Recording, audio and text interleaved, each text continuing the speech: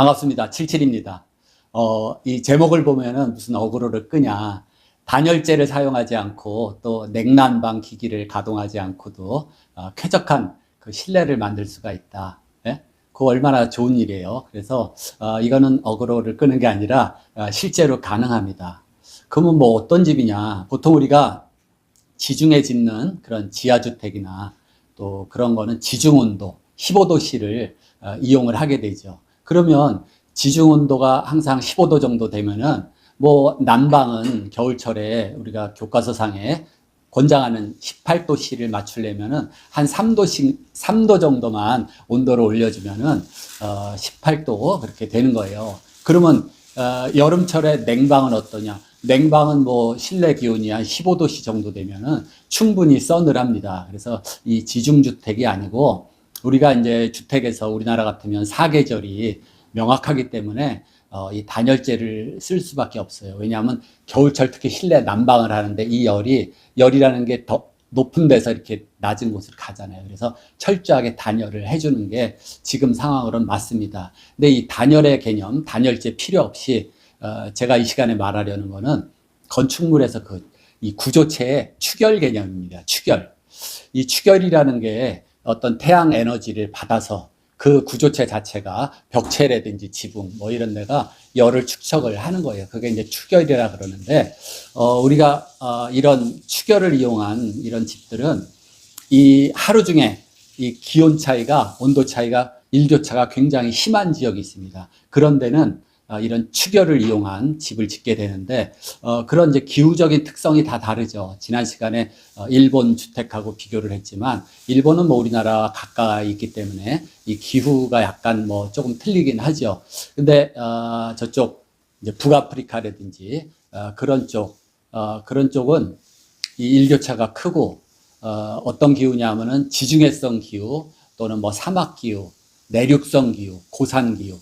이 아프리카하고 유럽 사이에 있는 모로코라는 나라가 있는데 그 나라가 참 좀 특별하고 재미있는 나라예요. 근데 나라가 위쪽으로 그러니까 이제 아프리카하고 유럽 사이에 있는데 그 북쪽에는 이제 뭐 고산 기후, 내륙성 기후도 있고 사막 기후도 있고 남쪽으로 내려가면서 그다음에 지중해성 기후 이렇게 이런 지역에는 일교차가 굉장히 크고 또 낮에는 엄청 덥고 한 4, 50도 기온이 올라갑니다. 그리고 저녁 때는 막 서늘하게 막 5도, 10도까지 내려가요.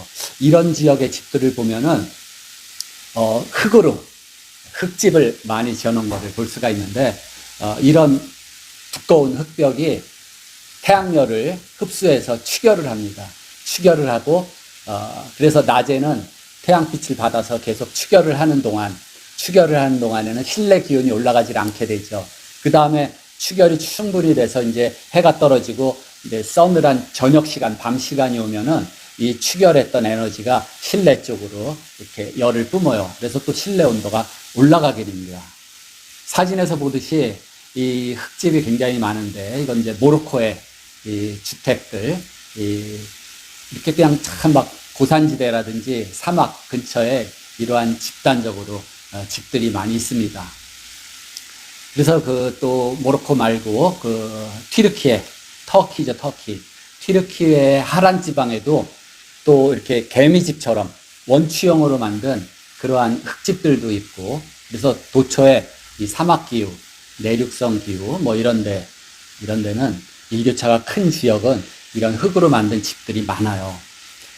그래서 지금 모로코 같은 데도 이제 같은 상황인데 우리도 옛날에 초가에서 지붕에 짚을 얹고 흙으로 만든 그런 초가집, 이런 집들이 참 어떻게 보면은 규모는 작고 좀 초라해도 굉장히 여름에 시원하고 겨울에 포근한 그런 집이었어요. 그래서 이제 새마을 운동이라는 걸 하면서 이제 매년 그 초가 지붕 막 이렇게 다시 이형을 얹고 이런 번거로움을 없애고 지붕을 스레트로 만들고 벽은 뭐예요? 뭐 블럭이죠, 블럭, 시멘트 블럭, 그 보르크라는 거 그걸로 집을 짓고 난 이후에는 그런 초가집의 포근한 그러한 없어져 버렸어요. 그러한 느낌이. 그래서 이 모로코도 마찬가지입니다. 이 흙집을 조금 뭐라 그러나 가난한 집, 이런 개념에서 탈피해서 콘크리트로 또 집단적으로 이렇게 이제 저층형, 우리나라로 치면 저층형 아파트를 콘크리트로 하죠. 근데 콘크리트를 흙집처럼 이 벽 두께를 두껍게 할 수가 없어요. 보통 흙집이 벽 두께가 보통 두께가 1m, 또 좀 더 한 데는 막 2m 정도 되는 이런 막 굉장한 흙벽으로 이 집을 만드는데, 그렇게 하면은 굉장히 축열 효과가 있고, 또 낮에 해가 떠서 바깥 기온은 뭐 한 40도 막 이렇게 되더라도 실내까지는 그 영향이 아직 안 오죠. 그래서 이 외기온하고 그 외기온이 실내에 작용하기까지 그 시간 지연이라 그러는데, 타임 렉이라 그러죠. 타임 렉. 그 타임 렉, 시간 지연의 차이를 이용해서 우리가 실내 그 기온을 아주 온화하고 쾌적하게 하는 거예요. 낮에는 시원하고 밤에는 따뜻하게. 그래서 요거를 이해하기 쉽게 그림을 한번 그려보면은, 요 세로는 온도축, 요쪽 이제 가로로 가면서 요게 이제 시간입니다. 시간. 그래서 하루 중에 외기온은 이렇게 변화를 하게 돼요. 외기온이 이렇게. 요 이제 세로축이 기온이 되죠. 기온. 그래서 하루 중에 막 40도까지 올라가요. 여기까지 올라갔을 때는 오후 한 2시쯤 이렇게 기온이 굉장히 올라가죠. 그래서 쭉 가다가 또 하루 중에 기온이 제일 낮은 때 새벽 한 4시 이때쯤 되면은 막 10도까지 이렇게 떨어집니다. 다시 이제 날이 밝으면서 낮이 되면은 또 한 40도 올라갔다가 또 밤이 돼서 새벽이 되면 10도까지 떨어지고 이렇게 돼요. 근데 이러한 기후 지역에 예를 들어서 슬레이트 지붕으로 하고 얇은 무슨 뭐 함석판 같은 걸로 그런 집을 지었다 그러면 외기온이 이렇게 올라갈 때 실내 기온도 똑같이 이렇게 올라갑니다. 또 밤에 차가울 때 10도까지 내려갈 때는 같이 또 내려가게 돼요. 그래서 여기 빨강색으로 표시한 거는 이렇게 외기온이 이렇게 작용을 할 때 흙집, 두터운 벽에 축열작용을 하는 흙집은 외기온이 이렇게 올라갈 때 실내 기온은 이렇게 오히려 이 밤 시간대에 여기 축열됐던 이 벽에서 나오는 열기가 있기 때문에 밤에는 또 이렇게 온도가 올라가고, 또 이 낮이 돼서 태양열이 이렇게 막 뜨거울 때 또 이 실내 기온은 이렇게 떨어지는 이러한 이렇게 여기서 여기까지를 시간차 타임렉이라 그러는데, 그러면 이 실내 변화와 외기온의 변화를 이거를 합치게 되죠. 이게 서로 상쇄가 되니까. 그러면은 실내 온도는 이렇게 이론적으로 보면 그래프로 보면 이렇게 한 25도, 높았던 게 한 15도가 떨어지고, 또 이 차가운 10도가 또한 실내 기온 15도 정도 올라가서 평안하게 이렇게 25도의 실내 기온을 유지한다 이겁니다. 이게 축열로 인한 그 타임 렉의 효과라 그럴까? 이렇게 되는 거예요. 무슨 얘기인지 이해가 가시죠? 요 까만 선이 이제 바깥의 온도예요. 해가 땡땡 한 2시쯤 막 40도까지 올라갔다 또 해가 떨어지면은 10도까지 떨어졌다가 다시 이제 날이 밝아서 2시쯤 되면 이렇게 올라갔다가 이렇게 되는 겁니다.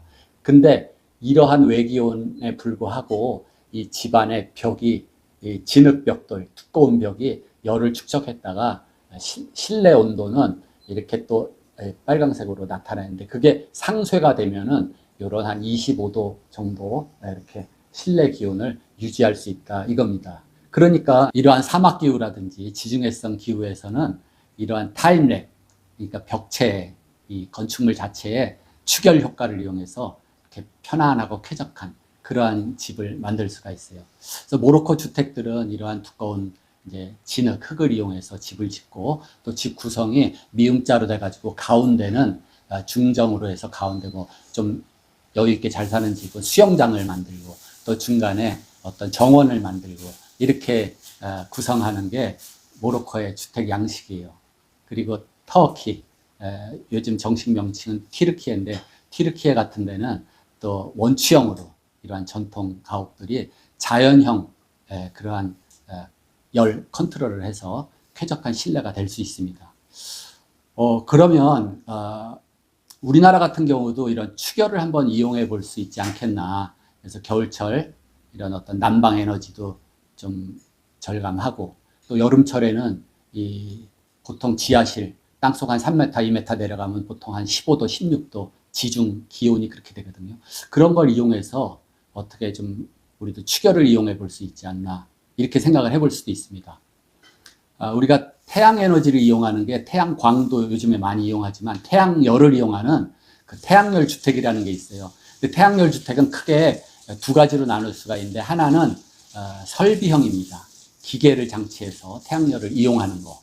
기계식이 있고 또 하나는 자연형 태양열 주택이 있는데 그 기계식으로 하는 거는 뭐예요? 태양 받는 그쪽에 그 요즘에 전기를 이용하는 직광판이죠. 태양열 그 광판 말고 지별판을 설치해서 거기에 물 호스 파이프가 지나가면서 이 태양의 뜨거운 에너지를 이용해서 뜨거운 물을 태양 에너지로 이제 저탕조에다가 다 모아놓게 되죠. 그래서 저탕조에서 또 더운 물을 필요할 때 밤 시간에 난방이라든지 또는 이런 샤워, 이제 온수를 쓸 때 그 저탕에 놨던 뜨거운 그 물을 또 쓰는 겁니다. 그래서 에너지를 흡수하는 부분이 있고 에너지를 저장하는 저탕 탱크가 있고 그 다음에 그걸 사용하는 이제 사용 장소가 있죠. 방바닥이라든지 뭐 샤워라든지 그리고 또 해가 안 뜨고 뭐 눈이 덮인 그런 때에는 그걸 보조 보일러를 또 가동해야 돼요. 이게 설비형 태양열 주택이고 우리가 자연형 중에서도 여러 가지로 나누는데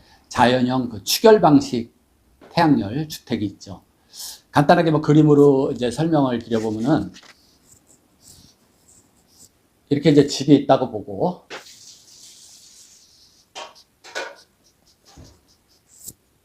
예를 들어서 이제 집이 있어요. 뭐 단열을 어느 정도 하고 이 태양이 비치는 이 방향에 여기에 이제 페어그래스 정도 또는 뭐 3페어 유리도 좋고 이렇게 하고 이 밑에 지하실을 이렇게 만드는 겁니다. 뭐 여기 뭐 흙이 채워져 있을 수가 있고 그 다음에 여기에 축열체를 넣어야 돼요. 제일 좋은 게 그냥 막 깬 자갈 같은 거를 여기다 가득 채웁니다.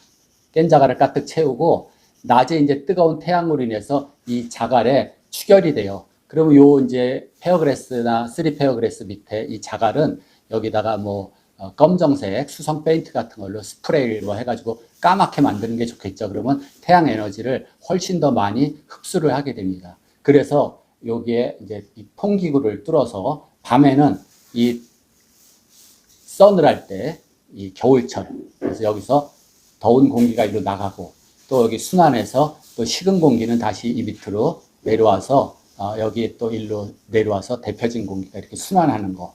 그래서 이 축열체, 축열 자갈이 이 밤 동안에 이 집에 이렇게 난방 효과가 있게 이렇게 할 수가 있어요. 뭐 이게 하나의 예인데 이게 자연형 태양열 주택이라고 할 수 있겠죠. 물론 여기 이게 뭐 다 단열재 이렇게 다 덮여 있겠죠. 여기도 단열재가 있을 테고 또 뭐 여기뿐 아니라 여기 창을 통해서도 이제 이 남향집은 일로도 입사 태양광이 들어와서 낮 시간에 또 여기도 태양광에 의해서 난방이 될 수 있고 이런 것들도 축열을 이용한 태양열 주택 그렇게 얘기를 할 수가 있습니다. 우리나라 같은 경우 이제 우리나라의 그 위치 위도를 생각해 보면은 겨울에는 태양 고도가 낮아요. 그래서 한 30도 수평면에서 30도 정도의 태양광이 들어오니까 아주 깊숙이 들어옵니다. 우리 집만 해도 이 정남향이기 때문에 이쪽 거실창에서 뭐 여기까지 한 지금 한 8m 여기까지 막 햇살이 들어와요. 그 다음에 겨울철에는 태양 각도가 낮으니까 30도. 그 다음에 여름 같은 때 이제 하지가 되죠. 하지는 이게 90도라 그러면 조금 더 일로 내려가서 한 77도 정도 되는 이러한 각도로 햇살이 들어오기 때문에 남쪽 남향집은 이 지붕 채양만 한 1m 정도 이렇게 내면은 남측 벽에 햇살이 닿질 못합니다. 그래서 이 처마, 이 태양광을 막는 처마가 그래서 중요한 작용을 해요. 그래서 이 시간에는 태양 에너지를 이용한 축열 작용, 그걸 이용해서 이제 흙집이라든지 이런 메시브한 돌멩이로 만들었던 이제 그러한 이제 축열 원리를 이용해서 옛날 사람들도 집안을 이렇게 쾌적한 그러한 온도를 유지하는 것을 알고 있었다 이겁니다. 요즘 뭐 과학도 발달하고 기계도 발달해서 이제 추우면 난방기 보일러 돌리고 뭐 또 더우면 에어 컨디셔닝을 해서 냉방을 하고 이런 것도 좋지만은 이 자연의 원리를 이용해서 집을 이렇게 효과적으로 짓게 되면은 에너지 비용이 정말 조금밖에 들어가지 않는다. 이거를 말씀드렸습니다. 다음 시간에도 뭐 이런 우리가 신재생 에너지를 이용한 풍력, 지열, 요새 이제 지열 냉난방도 많이 하는데 그런 쪽으로 해서 또 말씀을 드리겠습니다. 마치겠습니다.